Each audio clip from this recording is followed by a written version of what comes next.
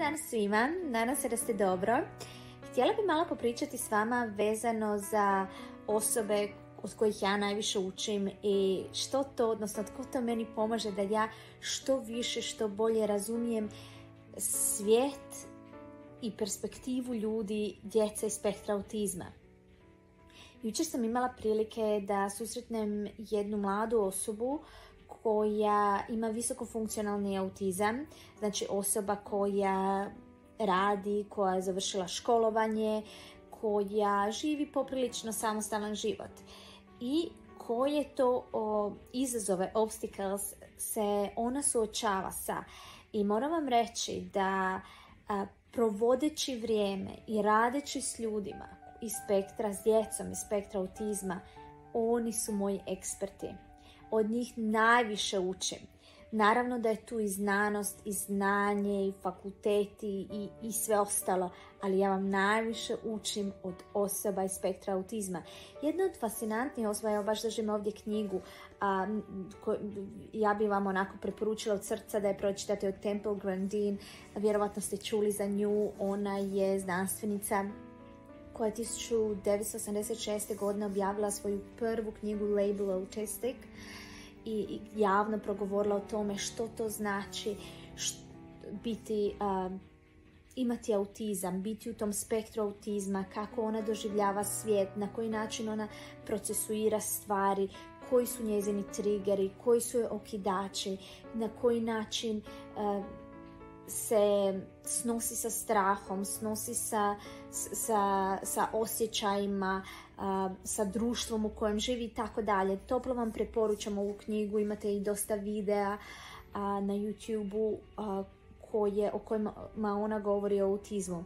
No, vratimo se mi još malo na neke stvari koje sam ja naučila provodeći s ljudima, posebno oni iz spektra autizma, posebno ljudima koji imaju visokofunkcionalni autizam i koji su mogli reći i pokazati što se to dešava u njihovom sistemu, u njihovom mozgu, na koji način oni razmišljaju, na koji način oni vide svijet. I moram vam reći da svi do jednog uvijek mi tvrde anksioznost, znači ta zabrinutost, ta jedan strah od okoline, od svakodnevnice je prisutan svakodnevno.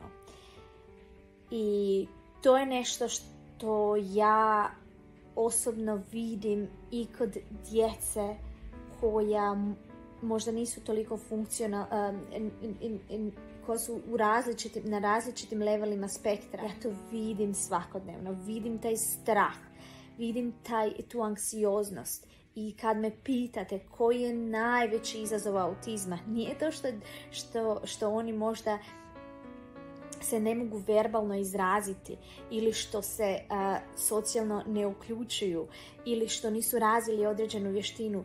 Anksioznost i strah na prvom mjestu. I tu mi moramo kao društvo se educirati kako, na koji način ih voditi kroz život, kroz svakodnevnicu, biti tu za njih. Biti tu za njih i točno znati kako postupiti u situacijama, što reći, kako se ponašati, koju podršku im dati, kako im pomoći da se ta anksioznost, taj strah smanjuje. I ne samo to, nego da im damo osjećaj kompetencije, da im damo osjećaj siguran si u domu u kojem živiš, siguran si u školu u koju ideš, siguran si na ulici u kojoj šetaš i tako dalje. I to nemojte, dragi ljudi, da vam izmiče, jer svi znamo autizam je kompleksan, svi znamo da ima toliko puno stvari, ali ono najvažnije su strah i anksioznost. I onda kad čujem da kažu da se ljudi, djeca iz spektra autizma, da se socijalno ne razvijaju. A znate zašto? Jedan od glavnih, i to svi do jednog s kojim sam pričala iz spektra autizma, koji su mi mogli reći zašto. Zato što socijalne interakcije s drugim ljudima su jako nepredvidive. Mi nikad ne znamo šta će druga osoba reći, kako će se ponašati. I to vam je autistima onaj okidač za paniku, za strah, za nelagodu. Vratimo se još malo kako, na koji način oni doživljavaju svijet u kojem žive. Dinamičko, ubrzano, njima vam je nepredvidivo. Toliko promjena u jednom danu, toliko različitih stimulansa, možda nekome buka, možda nekome miris. Vidite na koliko stvari u njihovom okruženju oni su osjetljivi i njih trigira. Tako da,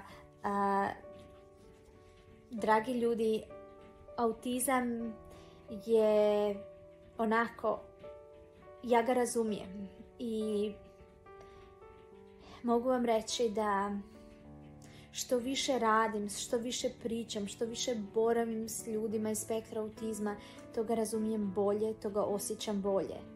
I nemojte misliti da se osobe iz spektra autizma ne žele konektirati s nama. Mislim zapravo suprotno, da smo mi ovdje da im pomognemo, da ih vodimo i da im učinimo ovaj život i ovaj naš svijet koji je nama lagodan, koji nama ide, onako teče, da je njima nelagodan i da zaista trebamo učiniti sve od sebe da se osjećaju ugodno, da se osjećaju sigurno.